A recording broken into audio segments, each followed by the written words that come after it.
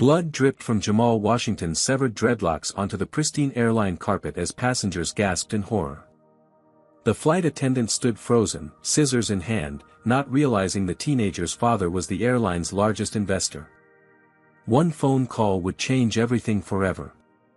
Before we dive into this shocking story, let me know where you're watching from in the comments. Hit that like button and subscribe now to follow this incredible journey of injustice and redemption. Can you believe what happened to this young man?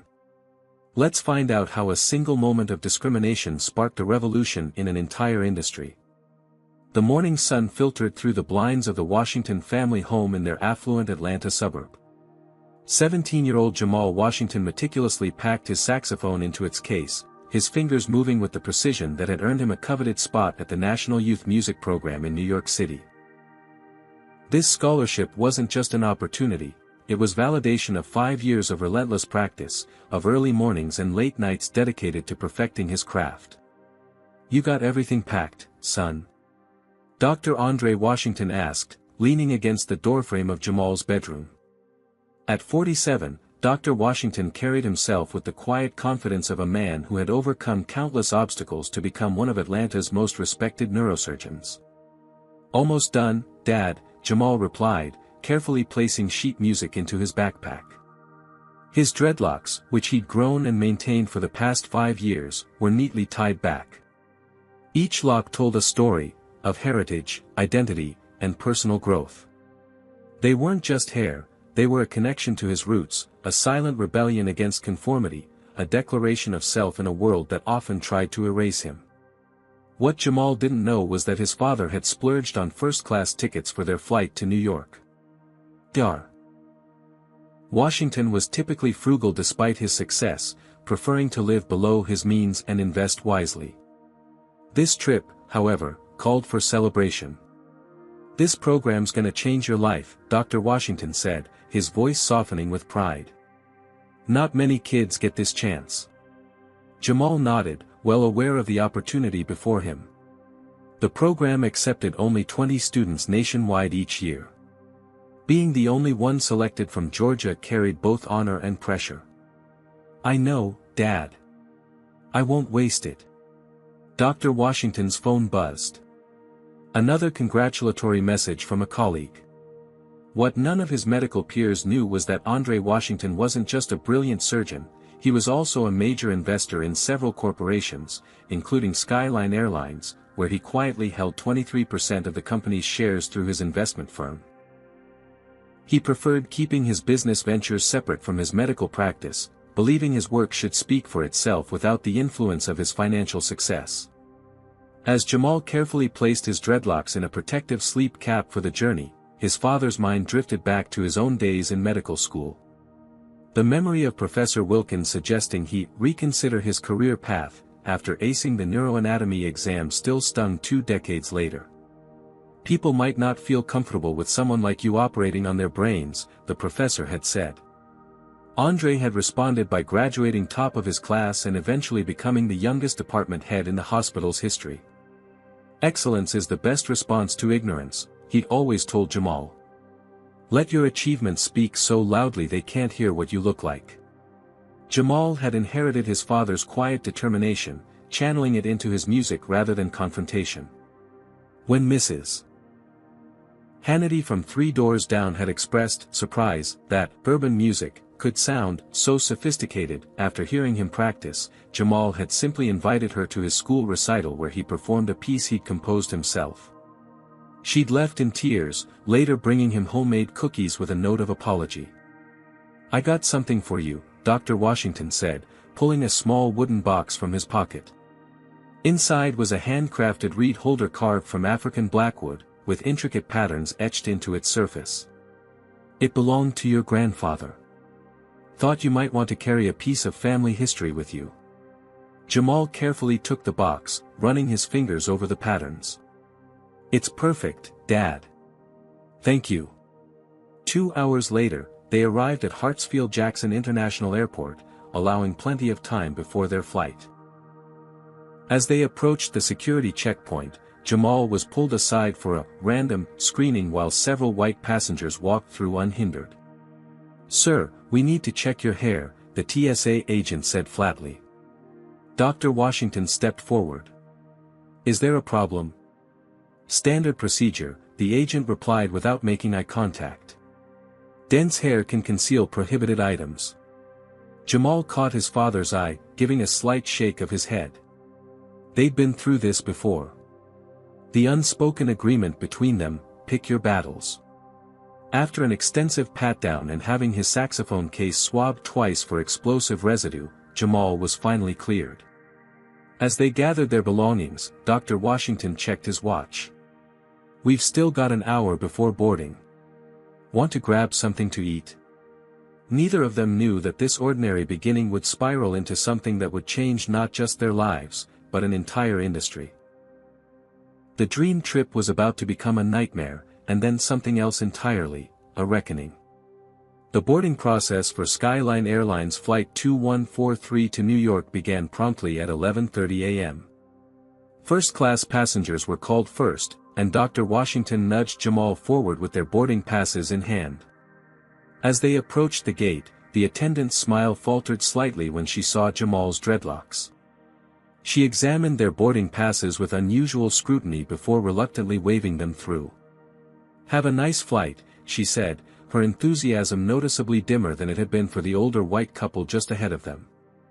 As they walked down the jet bridge, Dr. Washington received an urgent call from the hospital. A patient from a complex surgery the previous day was showing concerning symptoms. "I need to take this," he told Jamal. "Go ahead and get settled. I'll be right there." Jamal nodded and continued onto the plane alone. He was greeted by Bethany Harmon, a flight attendant with 15 years of experience at Skyline. At 42, Bethany had worked her way up from regional flights to the more prestigious international routes before returning to domestic first class by choice.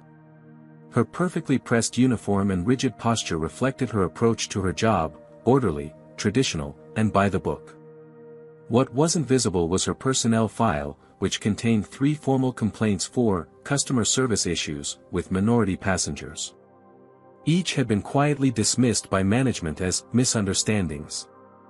Bethany considered herself fair. She simply believed in proper conduct and appearance, values she felt were increasingly abandoned in modern society.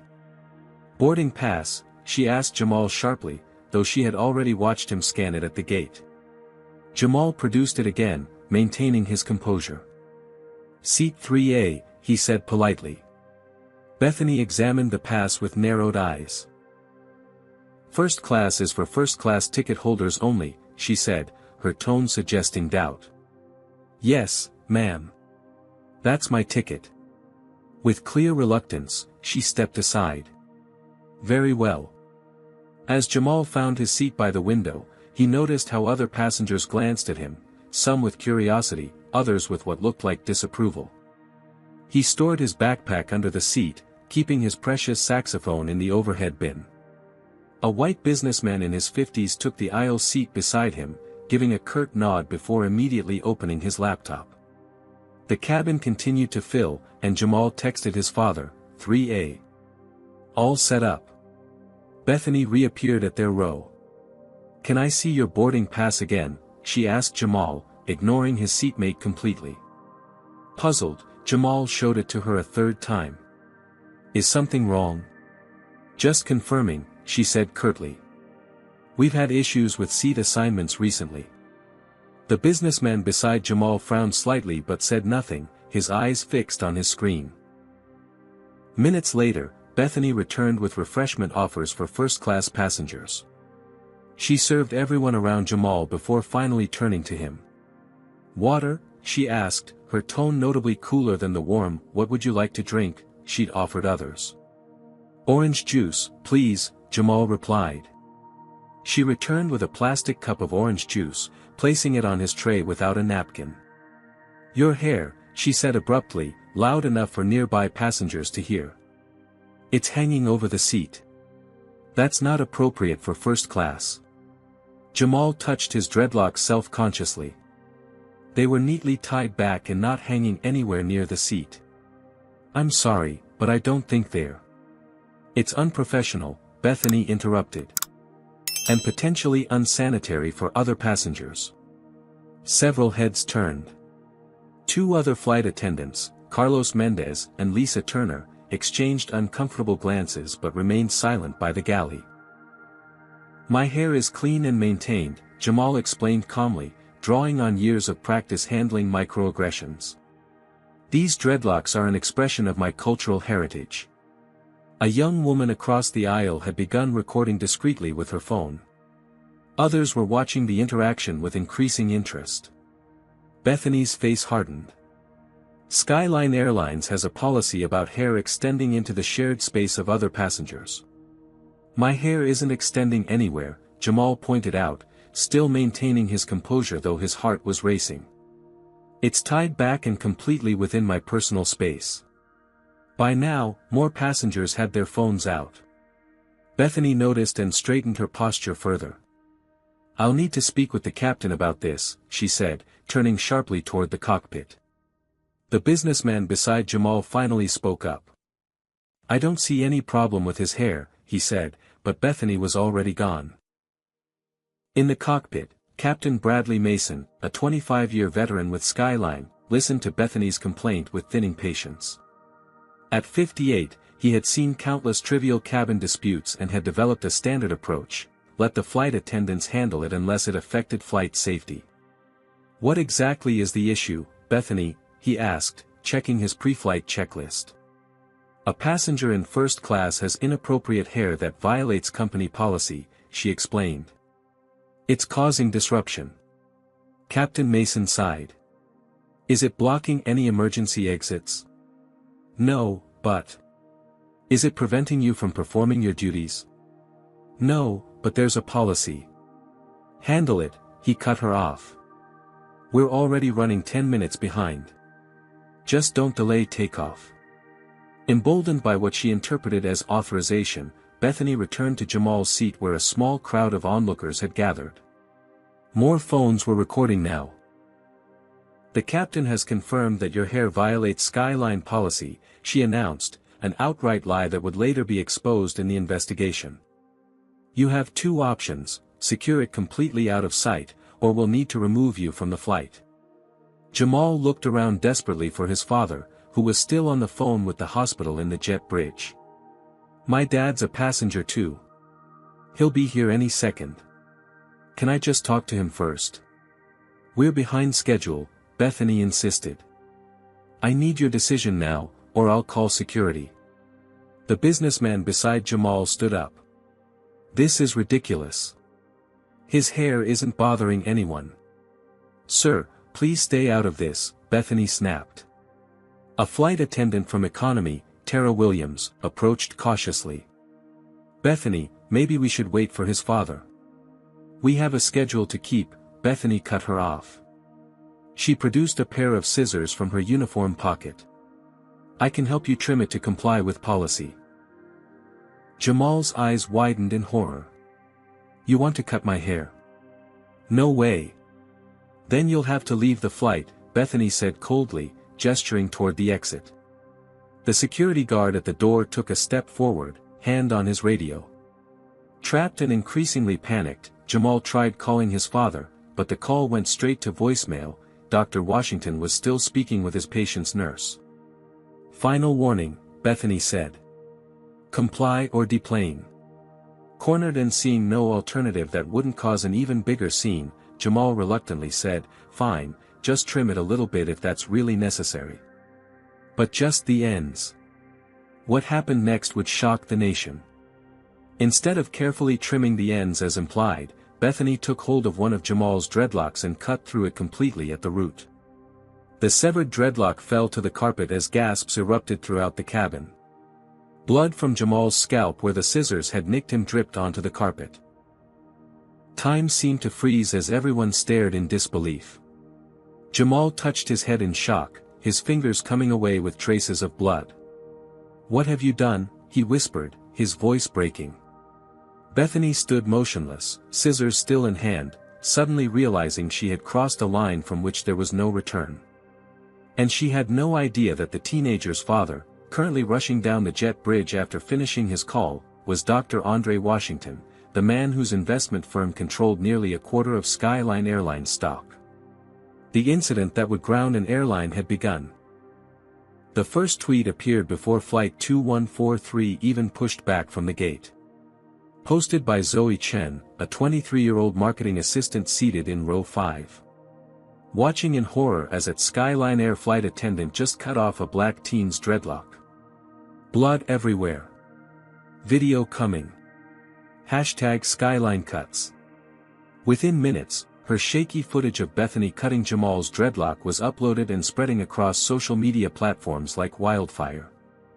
The 14-second clip captured the shocked expressions of nearby passengers, Jamal's look of devastated disbelief, and the severed dreadlock lying on the airplane carpet. Dr. Washington had returned to find his son trembling, a tissue pressed to his bleeding scalp. "What happened?" he demanded, looking from Jamal to Bethany, who had finally lowered the scissors. Before anyone could explain, Captain Mason's voice came over the intercom, "Flight attendants, prepare for departure. This flight isn't going anywhere, Dr."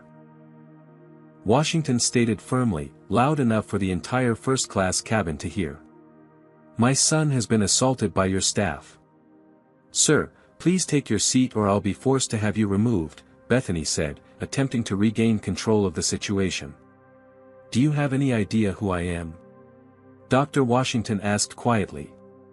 The question hung in the air, but the airline protocol machine was already in motion. The cabin door had been closed, and Captain Mason was determined to maintain schedule. Security had been called off after Jamal's compliance, and the incident was being treated as resolved from the flight crew's perspective. "Dad, let's just go," Jamal pleaded, humiliated and wanting to escape the stares of other passengers. "I don't want to be on this flight anymore." Dr. Washington looked at his son's face and made a decision. "We'll handle this another way," he said, taking out his phone as they reluctantly took their seats for takeoff.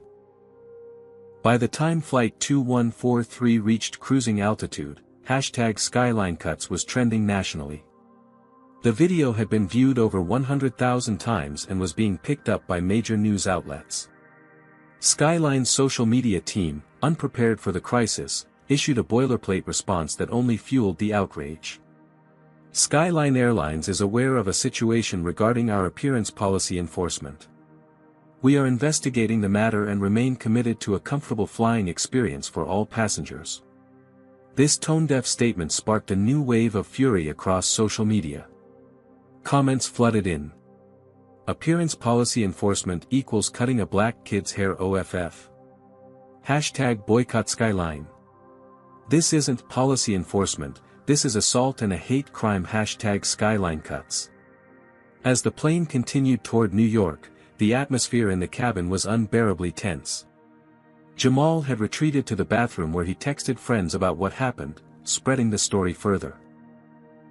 Other passengers were divided, some expressing outrage to the flight attendants, others uncomfortably looking away, a few even muttering that rules are rules.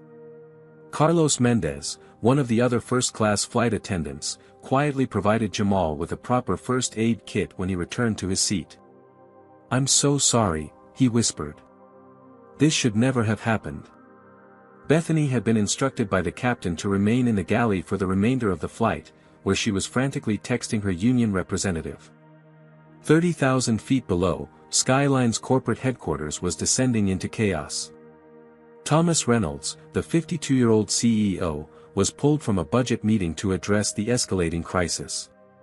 "How bad is it?" he asked Sarah Jenkins, the head of public relations. "It's everywhere, sir," she replied, showing him the view counts climbing by the thousands each minute. "And it gets worse. The boy's father is apparently someone important, though we don't have details yet." Reynolds, known for his bottom-line focus and impatience with what he called social media tantrums, waved dismissively. "Issue a statement about our commitment to diversity. Offer them vouchers for future flights. This will blow over by next week." Sarah hesitated. "Sir, there's blood in the video. His hair was physically cut off. This feels different." "It's hair," Reynolds replied coldly.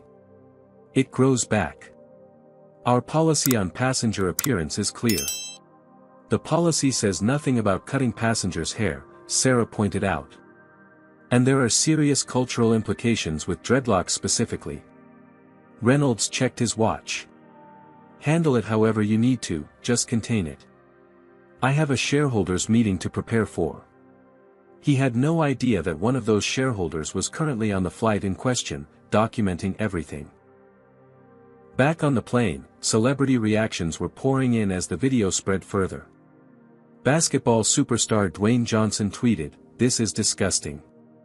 At Skyline Air, you better make this right or never fly again. Solidarity with this young king. Hashtag Skyline Cuts." Grammy-winning artist Alicia Keys shared, "Cutting a black child's dreadlocks is cutting away their identity, their culture, their soul. This is violence. Hashtag Skyline Cuts." As Flight 2143 began its descent into LaGuardia Airport, the flight attendants made an unusual announcement. Upon arrival, passengers in rows 1 to 5 are asked to remain seated until specially designated passengers have deplaned. Dr. Washington leaned over to Jamal. "They're trying to get us off quietly, away from the other passengers." Not happening. When the plane finally reached the gate, Jamal and his father were shocked to see the flashing lights of cameras through the airplane windows. Somehow, news crews had learned which flight they were on. Captain Mason's voice came over the intercom one final time.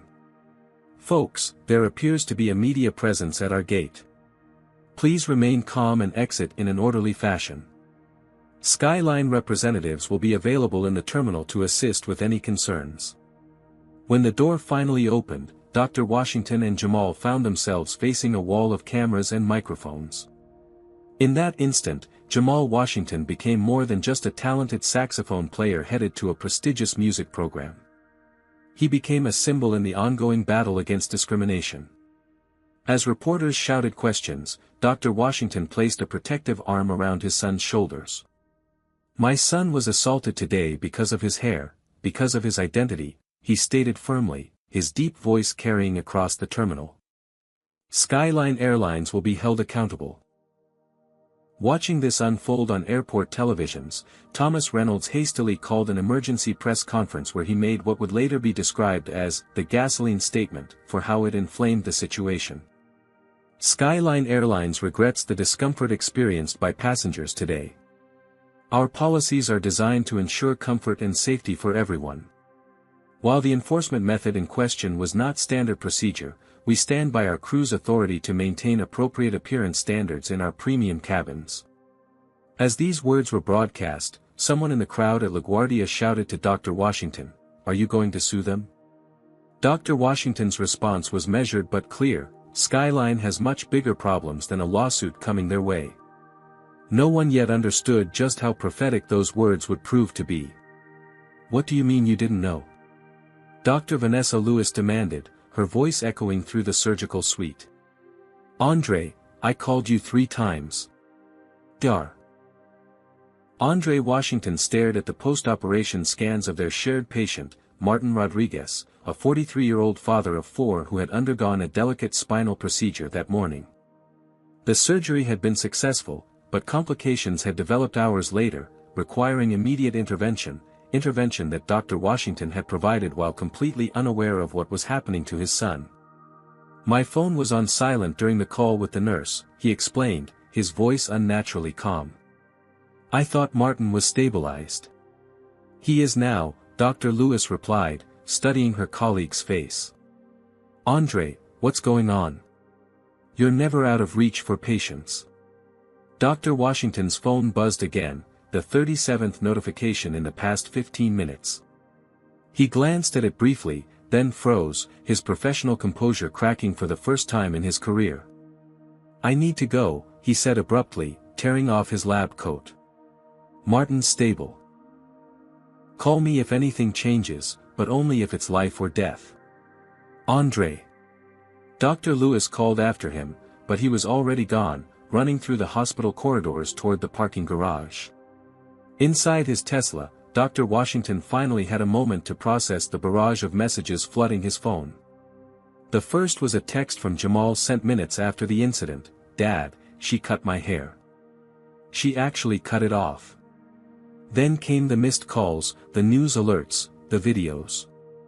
Sitting in the hospital parking garage, Dr. Andre Washington, who had built his life around careful control and measured responses, watched in growing horror as a Skyline Airlines flight attendant assaulted his son.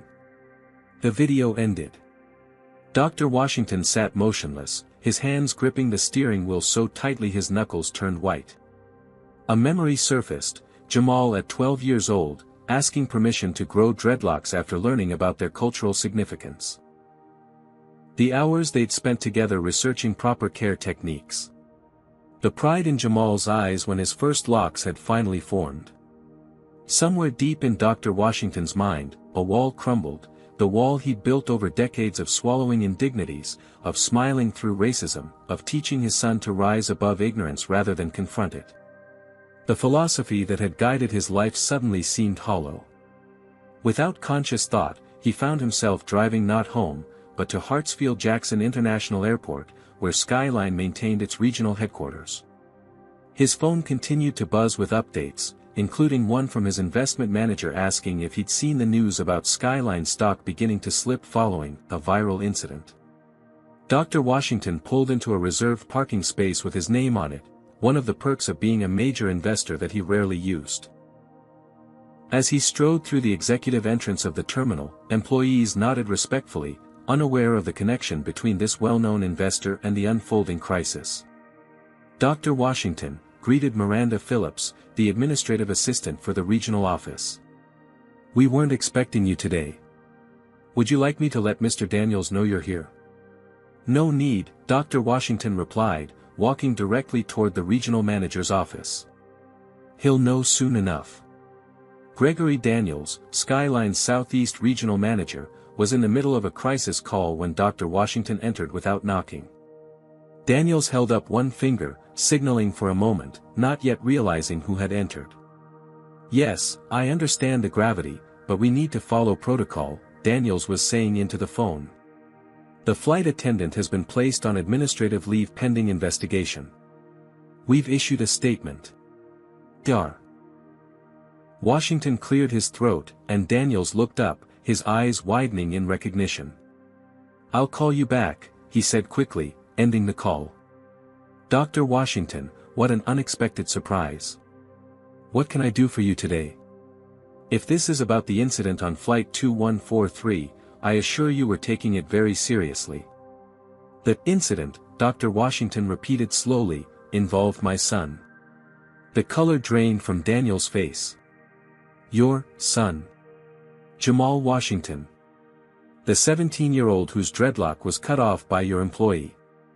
"My son." Daniels fumbled for words, suddenly connecting the dots between the major investor standing before him and the PR disaster unfolding across social media. "Dr. Washington, I had no idea." "Please, sit down. We're investigating thoroughly, I assure you." "I don't want your assurances," Dr. Washington said, remaining standing. "I want accountability. Not just for the flight attendant, but for the culture that made her believe this was acceptable." "Of course," Daniels nodded nervously. "We have a zero-tolerance policy for discrimination." "Do you?" Dr. Washington asked quietly. "Then explain to me why the flight was allowed to take off after my son was assaulted. Explain why your CEO just gave a press conference defending the authority of your crew to maintain appearance standards." Daniels swallowed hard. Mr. Reynolds was speaking without full information. "Mr. Reynolds was speaking from the heart," Dr. Washington interrupted. "And he revealed exactly what Skyline truly values." He placed his phone on Daniel's desk, showing the live stream of Thomas Reynolds' disastrous press conference still in progress. "I own 23% of this airline," Dr. Washington said flatly. Daniels stared in shock. He knew Dr. Washington was an investor through Washington Capital Partners, but had no idea of the extent. 23, but that makes you our largest individual shareholder." "Yes, Dr. Washington confirmed." And I'm calling an emergency board meeting. Now. He picked up Daniel's desk phone and dialed a number from memory. Patricia. Andre Washington. Yes, it's about the incident. My son was the victim. He paused, listening. No, I'm not waiting until tomorrow. Either the board convenes in 2 hours, or I begin selling my shares. All of them. Do you agree with Dr. Washington's approach to handling this situation? Comment number 1 if you think he should use his position as the largest shareholder to force immediate change at Skyline. Comment number 2 if you think he should pursue legal action instead. Like this video if you believe both approaches are necessary, and subscribe to follow the full story of how this father fought back against injustice. The question is, would you have remained calm and strategic like Dr. Washington, or would raw emotion have taken over? Let's see what happened when this powerful father confronted the airline's leadership. The Skyline Airlines corporate headquarters in Atlanta occupied the top 10 floors of a gleaming glass tower downtown. On the 48th floor, the boardroom, normally a place of orderly quarterly meetings and strategic planning sessions, had transformed into a scene of barely controlled chaos. Board members arrived in hastily arranged cars, many still in casual weekend attire, having been summoned with less than 2 hours' notice. The emergency meeting notification had been vague: crisis response required, Skyline cuts incident, immediate attendance mandatory. Inside, executive assistants scrambled to prepare materials as the company's stock price ticker displayed on the wall showed a disturbing downward trend. Skyline shares had dropped 8% in 3 hours and were still falling. "This is ridiculous," muttered Harold Blackwell, a 70-year-old board member who had been with the airline since its founding. "We're tanking over a haircut." "It wasn't just a haircut," corrected Janet Morris, one of the newer board members and the only black woman in the room. "Have you actually watched the video?" "I don't need to see it to know it's being blown out of proportion," Blackwell replied dismissively. "This whole social media outrage culture is destroying business."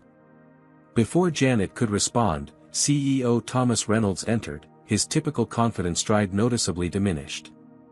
At 52, Reynolds had built his reputation on cutting costs and maximizing shareholder value, with little patience for what he privately called soft concerns like customer experience and corporate culture. "We need to get ahead of this," he announced without preamble. "Our stock is in freefall. I've authorized a $50,000 goodwill payment to the family, which should resolve the immediate issue." $50,000. Janet Morris raised an eyebrow. "For publicly humiliating a minor and destroying a culturally significant aspect of his identity? That's insulting." Reynolds waved dismissively. "We can negotiate if needed, but I'm confident they'll accept. These situations typically..." The boardroom doors swung open, and Dr. Andre Washington entered, followed by his lawyer, Michelle Taylor, a sharp-eyed woman in her 40s known for handling high-profile discrimination cases. The room fell silent. "Dr. Washington," Reynolds recovered first, extending his hand.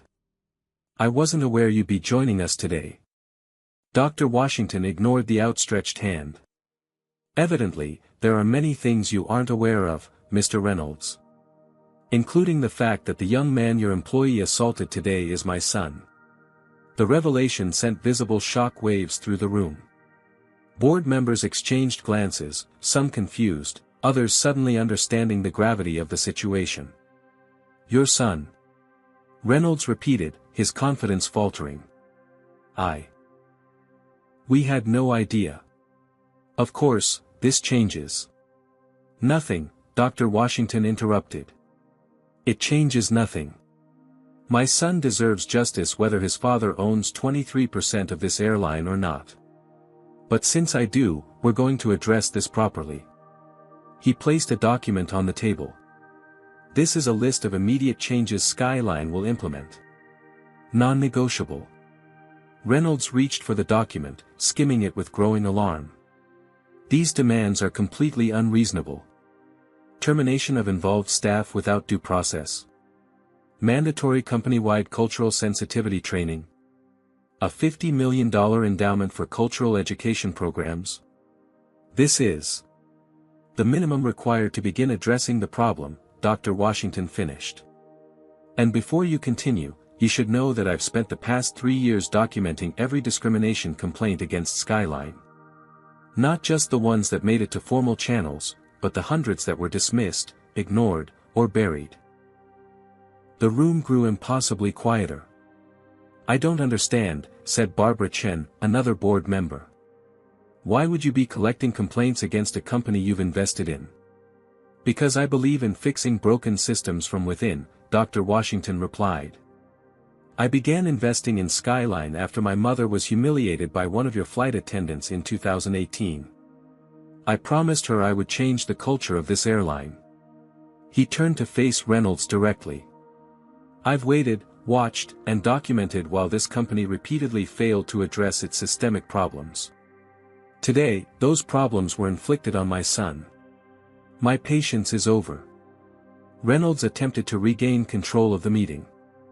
While we appreciate your concern, Dr. Washington, these decisions require proper board procedure. We can schedule a formal vote after an investigation. Skyline stock has dropped 12% since the video went viral, Michelle Taylor interjected, pointing to the ticker display. By market open tomorrow, you're looking at a potential 20% decline if this isn't addressed decisively. Dr. Washington is prepared to publicly divest all holdings immediately if these demands aren't met. Harold Blackwell scoffed. That would be financial suicide for him as well. Some things are more important than money, Dr. Washington replied calmly.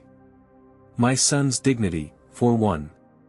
The dignity of every passenger who looks like him, for another. Janet Morris spoke up. I've been raising concerns about our customer service training for 2 years.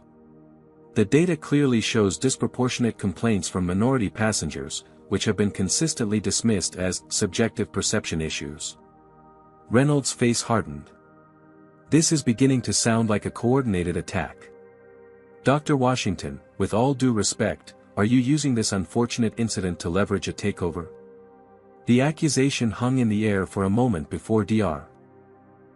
Washington responded, his voice dangerously quiet. My son called me in tears today, with blood on his hands from where your employee cut him. And you think this is about corporate politics? He opened his laptop and turned it to face the board. On screen was a database with hundreds of entries, each a documented complaint against Skyline from passengers of color, complete with dates, flight numbers, employee names, and resolution status. For 3 years, I've been building this database, hoping I would never need to use it. I've watched your complaints against certain demographic groups increase by 37% while your response rate decreased. I've tracked how often minority passengers are removed from flights compared to white passengers exhibiting identical behaviors. He scrolled through the database, revealing its comprehensive nature. This isn't just anecdotal. It's pattern and practice, documented meticulously. The kind of evidence that doesn't just lead to settlements, but to systemic court-ordered reforms. Reynolds paled visibly. You've been spying on company operations. I've been documenting publicly available information as a concerned shareholder, Dr. Washington corrected. Every complaint in this database was submitted through your official channels. The problem is what happened, or didn't happen, afterward. Barbara Chen had been reviewing the demands document. Some of these changes make sense from both a moral and business perspective. The training programs, policy revisions, transparent reporting of incidents. The firing of Thomas Reynolds does not, Reynolds interjected sharply. This is nothing short of a hostile maneuver. Janet Morris had been quietly examining the database on Dr. Washington's computer. According to this, you personally dismissed 17 formal discrimination complaints last quarter alone, classifying them as, without merit, despite supporting evidence. The boardroom doors opened again, and a junior executive entered with a tablet. Excuse the interruption, but you need to see this, he said urgently, handing the tablet to Reynolds. On screen was an internal email from Captain Bradley Mason to Skyline's Flight Operations Department, sent immediately after landing. Handled situation with disruptive passenger in first class. Crew acted appropriately to enforce appearance standards despite passenger noncompliance. Recommend commendation for F.A. Harmon for maintaining decorum under pressure. Reynolds quickly passed the tablet to the company's legal counsel, who had been silently observing from the corner of the room. Dr. Washington's phone buzzed. He checked it briefly. "That's my son. He's been invited to appear on National Morning Today tomorrow." He looked up at the board. "Your choice. Accept these demands now, or I sell my shares at market open and join him on national television to discuss exactly why." The board erupted into overlapping arguments, with clear divisions forming between those advocating for immediate action and others insisting on standard procedures. Amidst the chaos, Reynolds attempted one final play. "Dr. Washington, let's be reasonable. You're clearly upset, and understandably so. But you're essentially holding the company hostage over what is, legally speaking, a minor incident that could be settled quietly." The room fell silent again as Dr. Washington stood, his full height and presence commanding attention. "Mr. Reynolds, 30 years ago I was a medical student. I was top of my class, but I was told people wouldn't want someone like me operating on their brains. I've spent my entire career proving that ignorance wrong, all while teaching my son to rise above prejudice through excellence rather than confrontation." He paused, looking each board member in the eye. "Today, I watched my son bleed because he was excellent in the wrong skin. I will not teach him to rise above this. I will show him how to change it. Skyline will become an example either of transformation, or of consequence." After a tense silence, Janet Morris spoke. "I move that we accept Dr. Washington's demands and form an implementation committee immediately." "Seconded," said Barbara Chen without hesitation. "This is irregular," protested Harold Blackwell. "We need proper procedure." "Vote now, or I walk," Dr. Washington stated flatly. "And I start selling at 9 a.m. Reynolds looked to the company's legal counsel, who gave a subtle nod, recognizing the existential threat to the company. "All in favor of accepting the demands as presented," Reynolds said through clenched teeth. Hands rose around the table, some eagerly, others reluctantly. Even Harold Blackwell eventually raised his, though his expression remained sour. "Motion carries," Reynolds announced. "Dr. Washington, you have your answer." "Good," Dr. Washington replied. "As my first act as a cooperating board member, I move that we immediately suspend Thomas Reynolds and Bethany Harmon pending a formal investigation." Before Reynolds could object, the vote was called and passed swiftly. "This meeting is adjourned," Janet Morris announced, effectively taking control. "Dr. Washington, we'll need your assistance formulating the public statement." As the boardroom cleared, Reynolds lingered behind, his career in shambles. "You've been planning this for years," he accused Dr. Washington quietly. "No," Dr. Washington replied, gathering his materials. "I've been hoping for years I would never have to do this. You and your culture of discrimination forced my hand." As he left the boardroom, Dr. Washington felt no triumph, only a grim determination. The real work, both for the airline and for helping his son heal, was just beginning. The hotel room in Manhattan should have felt luxurious. Instead, it felt like a cage to Jamal Washington as he sat on the edge of the king-sized bed, staring at his reflection in the ornate mirror across the room.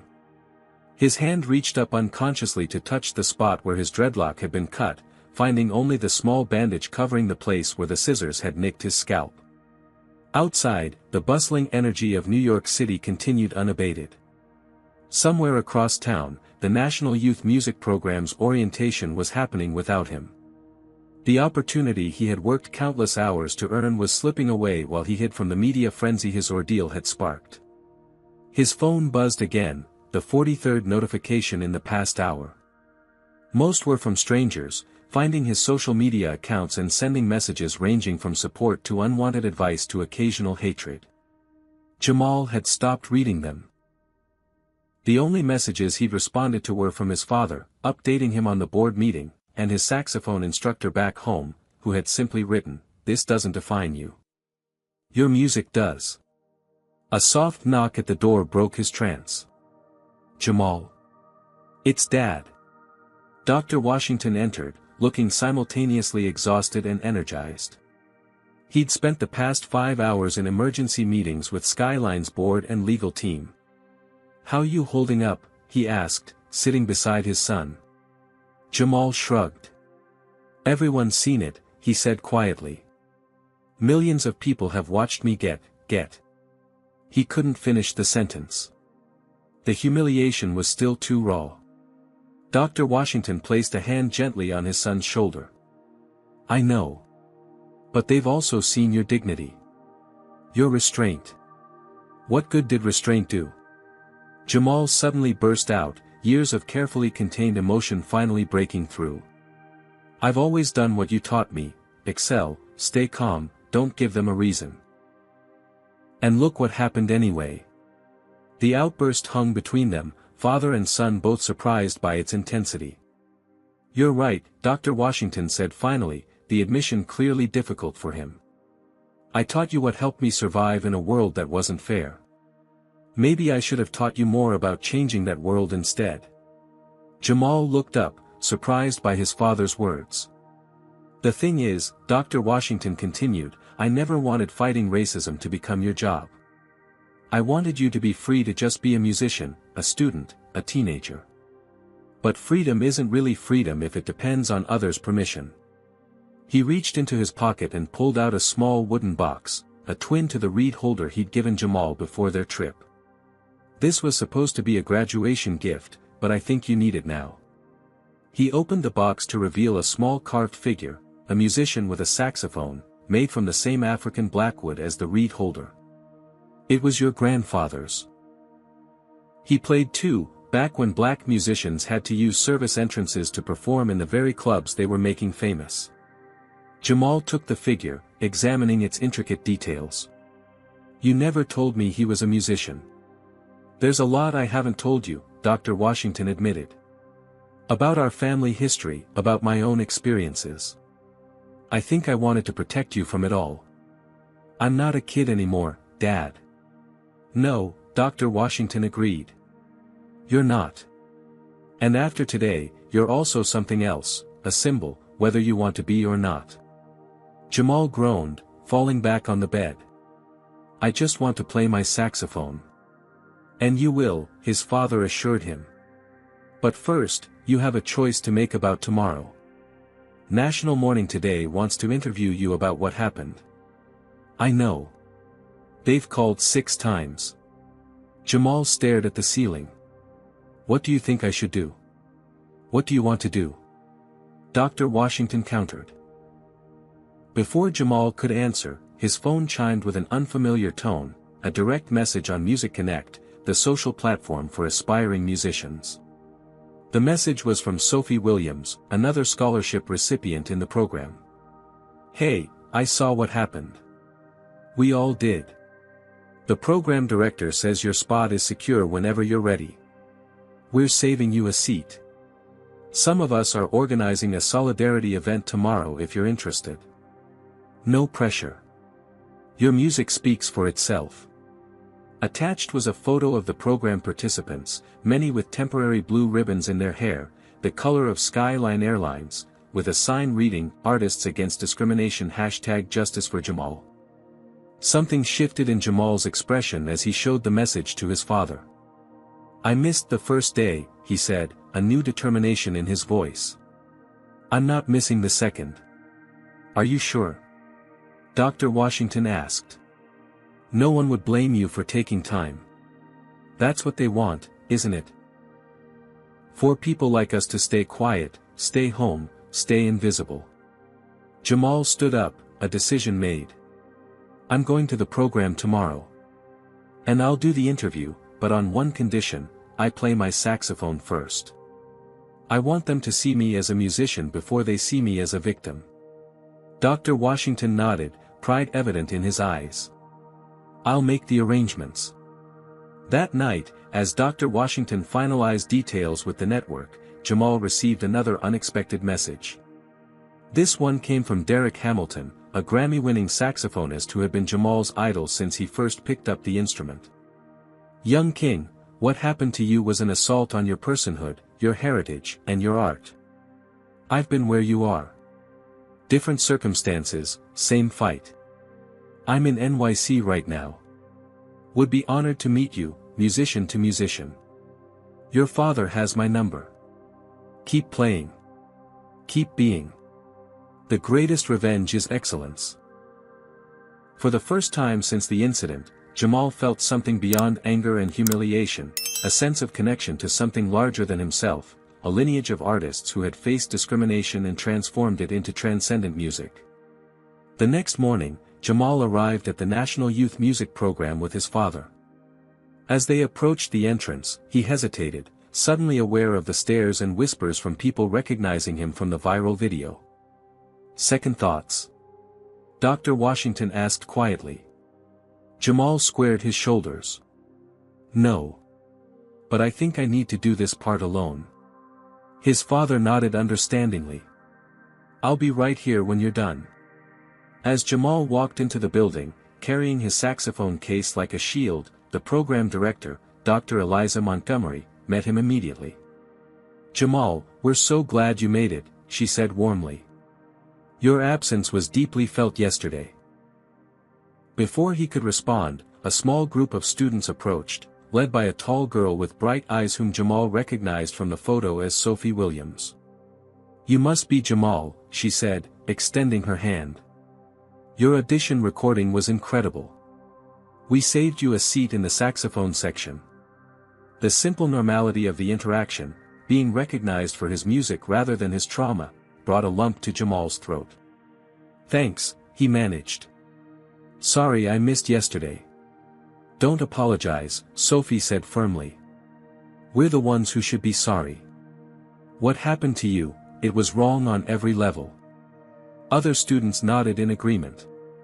One young man with a trumpet case spoke up. "We're organizing a benefit concert. Proceeds will go to an organization that fights discrimination. Would you consider performing?" Jamal looked around at these peers who had welcomed him without hesitation, who saw him as a fellow musician first. Something began to heal inside him. Not completely, but enough to breathe again. "Yeah," he said, his voice growing stronger. "I'll perform. Actually, I've been working on a new piece. It's not finished yet, but maybe it should be about this experience." "That would be powerful," Dr. Montgomery said. "Music has always been one of our strongest tools against injustice." That afternoon, during a break in rehearsals, Jamal sat alone in a practice room, his saxophone in his hands, experimenting with a melody that had been forming in his mind since the incident. It started low and constrained, then gradually built toward something seeking liberation. A knock at the door interrupted his practice. Derek Hamilton, in person, stood in the doorway. "Your father told me I'd find you here," the legendary musician said. "That's a powerful piece you're working on." Jamal stood up, momentarily starstruck. "Mr. Hamilton, thank you for coming. Music saved my life," Hamilton said, taking a seat across from Jamal. "When I was about your age, a police officer broke my fingers for being in the wrong neighborhood after dark. Doctor said I might never play properly again." He held up his hands, showing the slight crookedness of two fingers. "Proved them wrong, though. Every time I play, it's an act of resistance." "That's how it feels now," Jamal admitted. "Before, music was just joy. Now it feels like making music is fighting back somehow." "It can be both," Hamilton assured him. "Joy is resistance too, in a world that doesn't want you to have it." He gestured to Jamal's saxophone. "May I?" Jamal handed over his instrument. Hamilton played a few notes of the melody Jamal had been working on, then extended it with a phrase that perfectly captured the emotion Jamal had been struggling to express. "Your story, your voice," Hamilton said, returning the saxophone. "But we all stand on the shoulders of those who played before us." That evening, as Jamal prepared for his television appearance, he made a decision. Instead of just answering questions about being a victim, he would use the platform to debut the piece he and Derek Hamilton had worked on that afternoon. He would reclaim his narrative through his art. When the cameras went live the next morning, viewers expecting to see only a traumatized teenager instead witnessed the birth of an artist who refused to be defined by what had been taken from him, but by what he continued to create despite it all. The performance left the studio audience in tears, and as the final note faded, Jamal Washington was no longer just a hashtag or a viral video. He was a musician whose response to injustice was to create beauty so undeniable it demanded the world not look away. The law offices of Templeton, Greer and Associates occupied 3 floors of a sleek building in downtown Atlanta. In a glass-walled conference room on the 32nd floor, Amara Templeton, the firm's founding partner and a specialist in corporate ethics investigations, studied a mounting collection of evidence with growing concern. "This goes far beyond a single incident," she said, addressing the team of attorneys and investigators assembled around the table. "We're seeing a pattern dating back at least 5 years." Skyline Airlines had hired Templeton's firm as independent investigators following Dr. Washington's demands for transparency. What had begun as damage control was rapidly evolving into something much larger. James Parrish, a former federal prosecutor now working for Templeton, pulled up a spreadsheet on the main screen. "We've identified 73 complaints involving Bethany Harmon over her 15-year career. 58 involved passengers of color, and 42 were officially classified as resolved without action despite clear policy violations." "And Captain Mason?" Amara asked. 12 incidents where he authorized removal of passengers following crew complaints. All 12 were minorities, primarily Black and Middle Eastern individuals. James clicked to another document. "We've also found this," an email exchange between Mason and former Chief of Operations William Grant discussing what they called demographic comfort balancing. The email appeared on screen, dated 3 years earlier. "Bill, need guidance on crew concerns about F-class demographic shifts. FA's reporting increased tension when too many upgrades go to certain passenger types. Suggestions?" Mason. The response was equally troubling. "Bradley, understand the concern. Remind crews that equipment issues can be cited when necessary to maintain cabin harmony. No documentation needed for these operational decisions." WG. Equipment issues, Amara repeated. "A code for denying boarding or upgrades to minorities?" "It appears so," James confirmed. "We found 37 instances where equipment issues were cited for downgrades or rebookings that affected almost exclusively minority passengers." As the investigation team continued their briefing, across town at Skyline headquarters, interim CEO Janet Morris was facing her own disturbing discoveries. After Reynolds' suspension, she had been granted emergency authority by the board to implement immediate reforms while the investigation proceeded. "These came from IT," said Lena Johnson, the newly appointed chief of compliance, placing a folder on Janet's desk. They were in a password-protected folder on the former CEO's private server. Inside were documents labeled Passenger Profile Indicators. A scoring system for identifying potentially disruptive passengers during the check-in process. The criteria included names consistent with certain ethnic backgrounds, passengers traveling from predominantly minority neighborhoods, clothing styles associated with urban culture, natural hairstyles including dreadlocks, braids, and afros, purchase patterns showing last-minute bookings or fare sales. This was implemented system-wide? Janet asked, horrified. 3 years ago, Lena confirmed. Gate agents and flight attendants were trained to flag passengers meeting these criteria for additional scrutiny. It was presented as a customer service quality initiative. Janet leaned back in her chair, the magnitude of the situation sinking in. We're not just dealing with a few biased employees. This was institutionalized discrimination. Meanwhile, Dr. Washington was building a coalition of his own.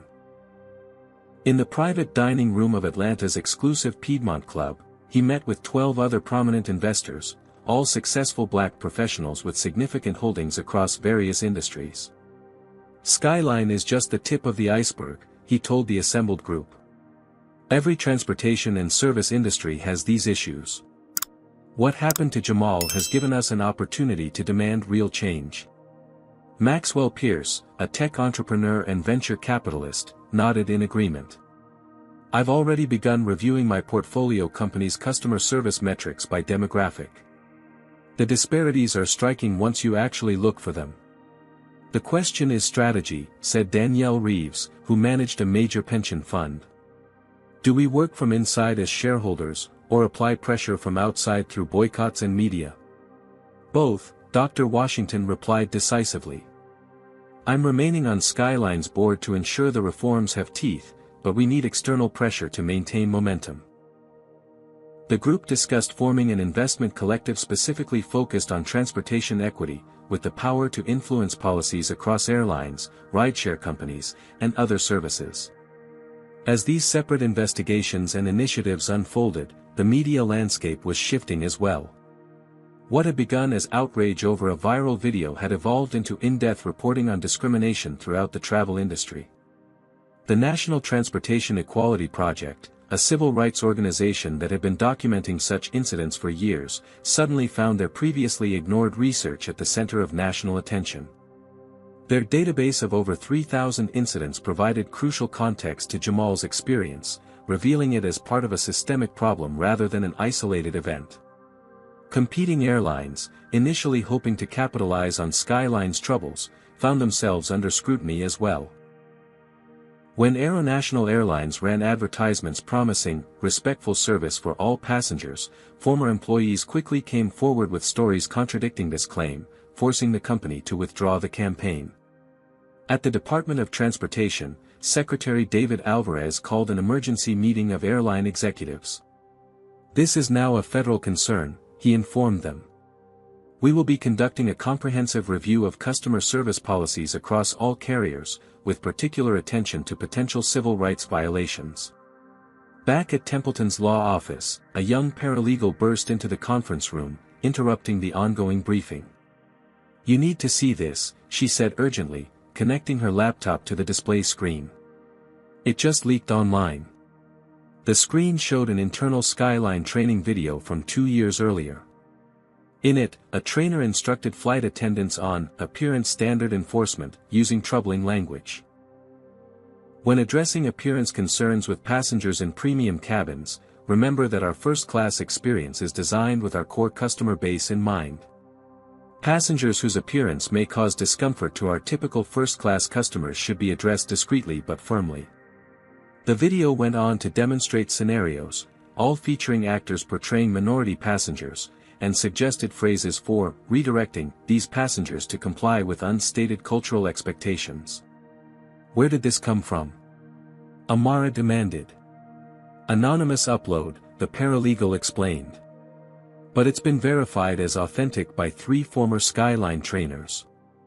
James Parrish checked his phone as it buzzed with a notification. It gets worse. Someone just leaked what they're calling a no-fly list from Skyline's customer database. It appears to be passengers who filed discrimination complaints, many of whom were subsequently flagged for enhanced security screening on future flights. The revelations continued to cascade.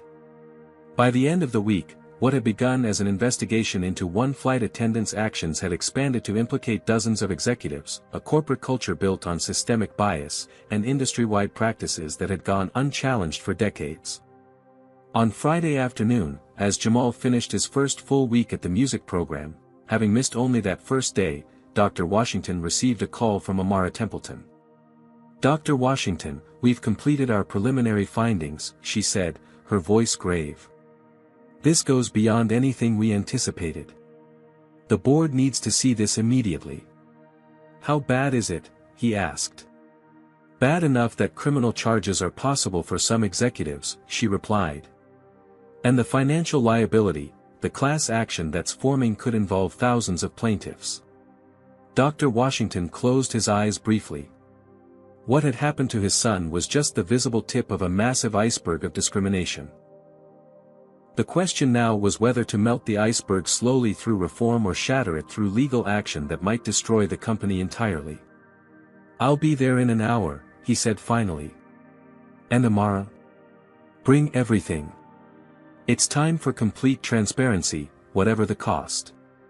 As he ended the call, he stared out his office window at the Atlanta skyline, the Skyline corporate headquarters visible in the distance.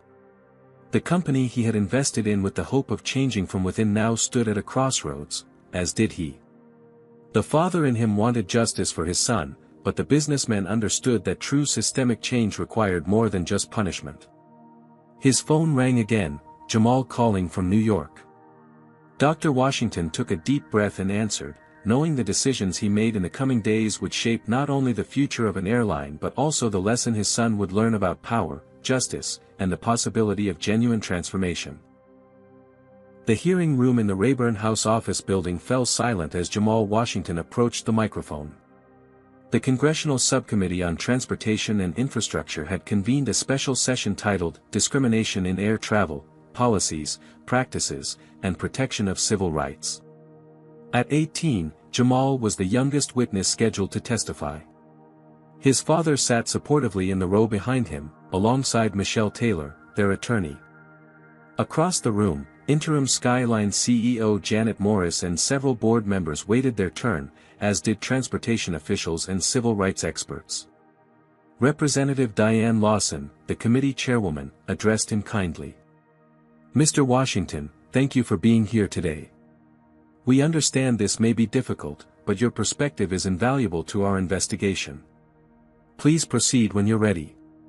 Jamal adjusted the microphone, took a deep breath, and began speaking without notes. 3 months ago, I was just a saxophone player excited about a music program. Today, I'm sitting before Congress. He paused, gathering his thoughts.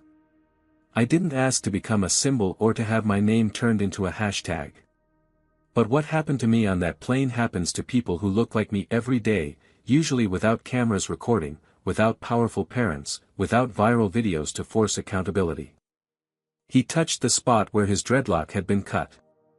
A small patch had begun to regrow, standing out from the rest of his hair that now reached past his shoulders.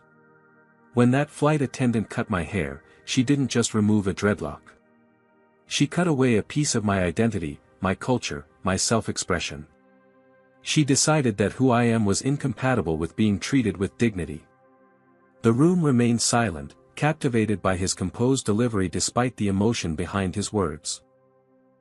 Since that day, I've received over 10,000 messages from people sharing similar experiences, not just on airlines, but in schools, workplaces, and public spaces everywhere.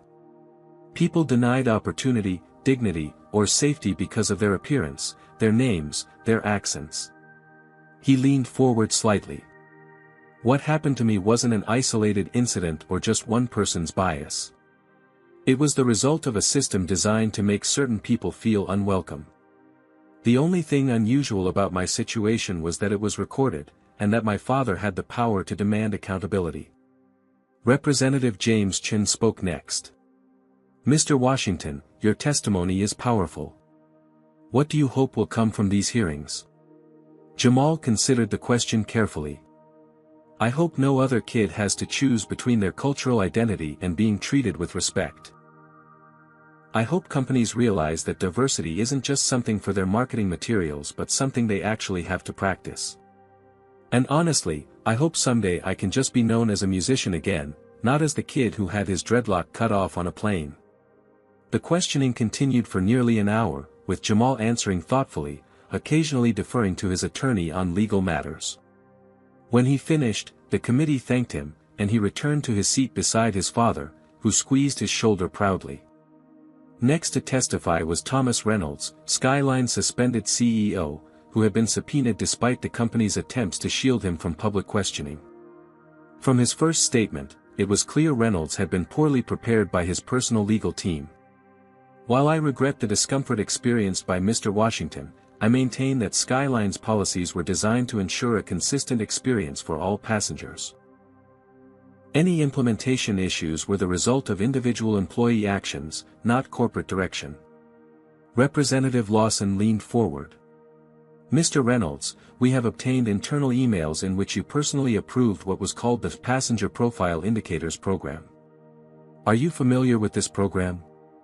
Reynolds shifted uncomfortably. I sign off on many operational initiatives. I can't recall the specific details of every program. Let me refresh your memory, Representative Lawson continued, displaying the documents on the room's screens. This program explicitly instructed staff to flag passengers with urban appearance and culturally specific hairstyles for additional scrutiny. Your signature appears on page 3.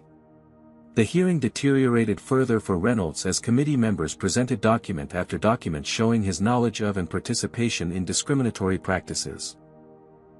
By the time he was dismissed, his testimony had become a masterclass in corporate evasion and plausible deniability, one that convinced no one. Meanwhile, outside the Capitol, public interest in the case had not waned. A diverse crowd of several hundred people had gathered, many holding signs reading, "Justice for Jamal," and "Cut discrimination, not culture." The demonstration had been organized by a coalition of civil rights organizations, student groups, and industry employees. Among them was a contingent of flight attendants from multiple airlines, wearing their uniforms and carrying signs reading, "Not in our name," and "Dignity for all passengers." Their presence sent a powerful message that frontline workers were distancing themselves from corporate policies they had been expected to enforce. Back in the hearing room, Janet Morris took the witness chair as Skyline's interim CEO. Her testimony struck a markedly different tone. I begin by offering a complete and unreserved apology to Jamal Washington and to every passenger who has experienced discrimination on our airline, she stated firmly. What happened was inexcusable and reflective of systemic failures that we are now committed to addressing.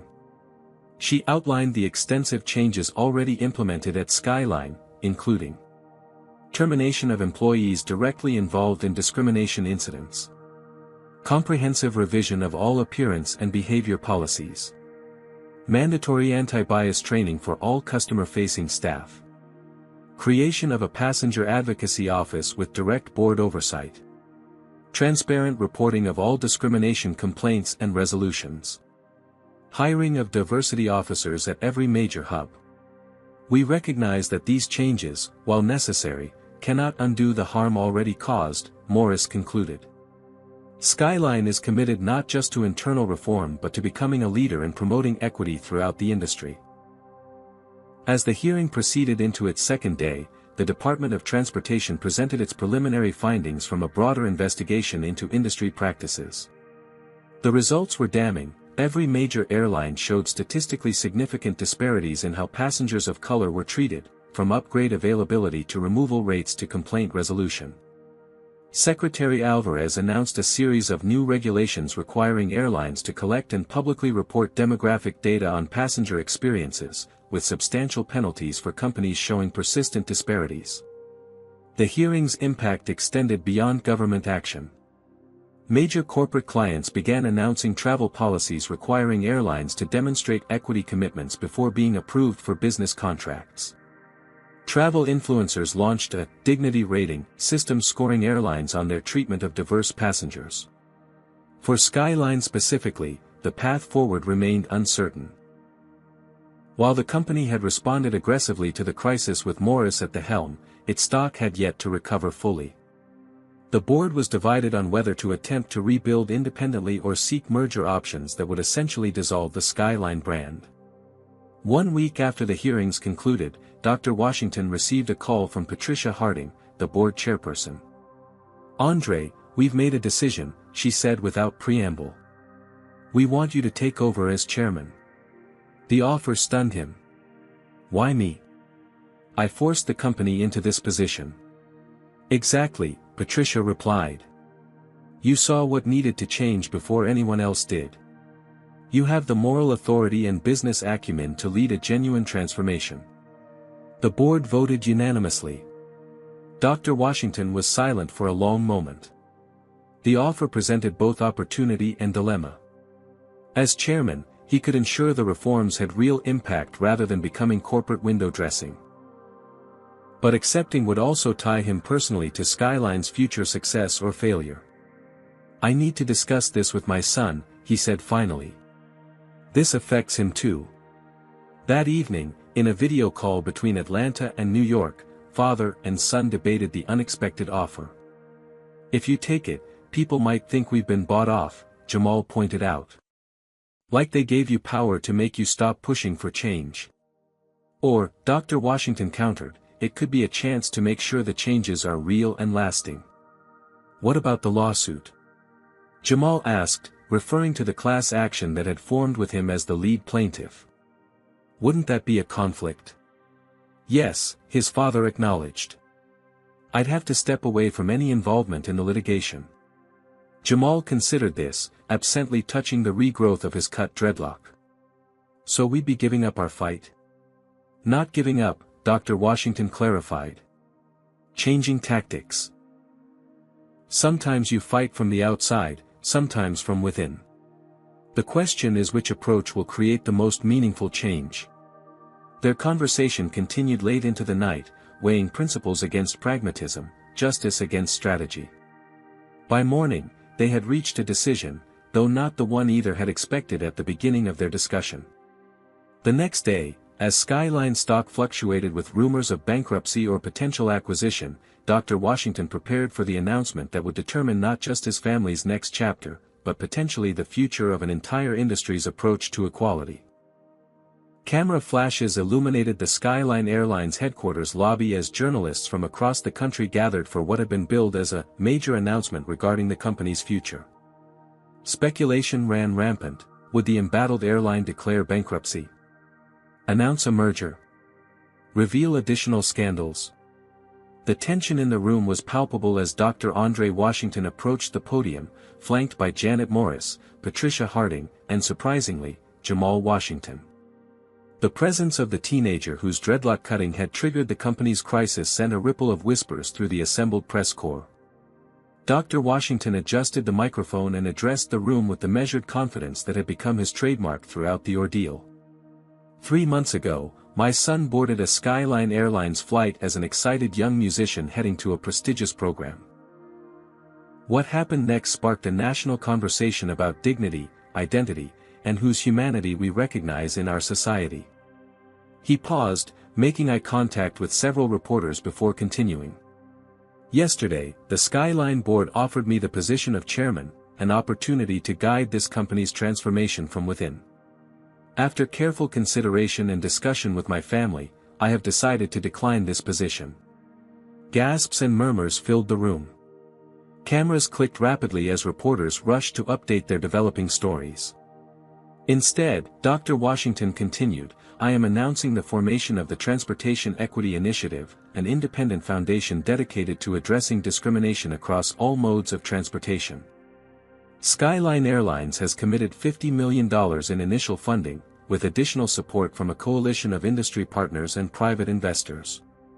He gestured to Janet Morris, who stepped forward. "As Skyline's new permanent CEO, I am committed to making our airline an industry leader in equitable service," she stated firmly. "Beyond the financial commitment, we are implementing a complete policy overhaul developed in consultation with civil rights experts and affected communities. Every Skyline employee will undergo comprehensive training, and our progress will be monitored by an independent review board with results published quarterly." The announcement continued with Patricia Harding detailing specific policy changes, including the official termination of Bethany Harmon and Captain Bradley Mason, along with several executives who had enabled discriminatory practices. Then Jamal stepped to the microphone, his presence commanding despite his youth. "When my dreadlock was cut, I felt like my voice had been taken from me," he began, his voice steady. "So I decided to find it again through my music." He revealed that he had composed a piece titled "Severed," documenting his experience through music and spoken word. "Music has always been how our community has processed pain and created beauty from injustice," he explained. "This piece is my contribution to that tradition." Jamal announced that renowned saxophonist Derek Hamilton had invited him to record the composition professionally, with proceeds benefiting the new foundation. Additionally, He and his father were establishing a scholarship for minority students interested in transportation policy and design. "What happened to me was traumatic," Jamal acknowledged. "But trauma can either destroy you or transform you. I choose transformation, not just for myself, but for an entire system that needs to change." As the press conference concluded, the Washington family's approach became clear. Rather than seeking personal power or focusing solely on punishment, they had chosen to create sustainable, systemic change. By declining the chairmanship but remaining a significant shareholder, Dr. Washington maintained his leverage while avoiding potential conflicts of interest with ongoing legal actions. 6 months later, the impact of their strategy was becoming visible. Skyline's comprehensive reforms had begun showing measurable results. Complaint rates from minority passengers had decreased by 64%, while satisfaction scores had increased across all demographic groups. The airline had implemented visible changes in hiring practices, with diversity among flight crews increasing significantly. Their new training program was being adopted by other transportation companies as an industry standard. The class action lawsuit had been settled for a record amount, with funds distributed to thousands of passengers who had experienced discrimination. More importantly, the settlement included court-monitored compliance requirements that would ensure accountability for years to come. Jamal's dreadlocks had grown back substantially, each new inch a testament to resilience. He had completed the music program with honors and was now balancing his studies with speaking engagements and performances of "Severed," which had become an unexpected viral sensation after being featured in a documentary about cultural identity. One unexpected development came 3 months after the congressional hearings, when former Captain Bradley Mason contacted Dr. Washington requesting a meeting. Initially reluctant, Dr. Washington eventually agreed. "I've spent my life thinking I was one of the good ones because I never used slurs or intentionally discriminated," Mason admitted during their conversation. "But watching the testimony, seeing the evidence, I realized I enabled a system that hurt people. I just didn't want to see it." Mason had begun working with pilot associations to address bias in flight operations and was developing training materials based on his own awakening. While neither Washington fully trusted his transformation, they recognized the power of having someone who had been part of the problem now advocating for solutions. On a crisp autumn morning, Jamal arrived at LaGuardia Airport for a flight to Chicago, where he would perform at a benefit concert for the Transportation Equity Initiative. The difference in his experience was immediately apparent. Skyline employees greeted him with genuine warmth rather than suspicion, and the diversity among the staff reflected the passengers they served. As he settled into his seat, the lead flight attendant, Tara Williams, who had been promoted after speaking out against Bethany Harmon during the incident, approached him. "Mr. Washington, it's an honor to have you on board today," she said sincerely. "I want you to know that many of us are here because of the changes you and your father helped create. You've transformed this company." Before takeoff, the captain's voice came over the intercom, announcing not just routine flight information but also acknowledging the traditional lands of the indigenous peoples where the airports were located, one of many small but meaningful cultural awareness practices now standard on all flights. As the plane lifted into the sky, Jamal looked out the window at the city below, reflecting on the journey of the past 9 months. What had begun as a moment of trauma had catalyzed transformation far beyond anything he could have imagined. His father had shown him that true power came not from position but from principle, not from vengeance but from vision. In his backpack was the small carved figure his father had given him, the musician with the saxophone, along with his grandfather's reed holder. Beside them was a journal where he had been developing ideas for his next composition, one focused not on pain but on possibility. The final proof that change was real came in a small, almost unnoticed moment as the flight attendant offered beverages. A young black girl with elaborate braids in first class was served with the same courtesy and warmth as every other passenger. No second glances, no requests to see her boarding pass again, no comments about her hair. Just normal, dignified service. Jamal smiled. This was what justice looked like, not just punishment for past wrongs, but the creation of a future where such wrongs would no longer occur. A future where children who looked like him could simply be, without having to justify their existence or their excellence. As the flight continued smoothly toward Chicago, Jamal opened his journal and began writing a new melody line, one that started in minor chords of struggle but gradually transitioned to major chords of triumph. One person's story had changed an industry, and in doing so, had changed countless future stories not yet written. What do you think about how Jamal and his father handled this situation? Would you have taken the chairman position or created the independent foundation? Let me know in the comments. If this story of resilience and systemic change inspired you, please hit that like button and subscribe to hear more powerful stories of justice. Share this video with someone who needs to understand the real impact of discrimination and the power of strategic advocacy. Thank you for listening to this journey from trauma to transformation. Remember that one voice, when raised with courage and clarity, truly can change the world. This story teaches us that true change requires both courage and strategy. When Jamal's dreadlocks were cut, it represented more than a physical violation, it was an attack on his cultural identity and dignity. But rather than seeking only personal retribution, Jamal and Dr. Washington recognized an opportunity to address the root causes of discrimination. The Washingtons demonstrated that power comes in many forms. Dr. Washington could have simply sued the airline or accepted the chairman position, but he understood that sustainable transformation required independence and accountability. By establishing the Transportation Equity Initiative, he created a mechanism for industry-wide change that would outlast any individual lawsuit or leadership role. Jamal's journey reminds us that our responses to injustice define us more than the injustice itself. By channeling his trauma into art and advocacy, he reclaimed his narrative and helped others find their voices. His story shows that the most effective response to discrimination isn't just outrage but organized, strategic action that changes systems, not just individuals. The most profound lesson is that justice isn't merely punishment for wrongdoing, it's creating conditions where such wrongs no longer occur. Real justice is preventative, not just reactive, and requires changing hearts, minds, and structures simultaneously.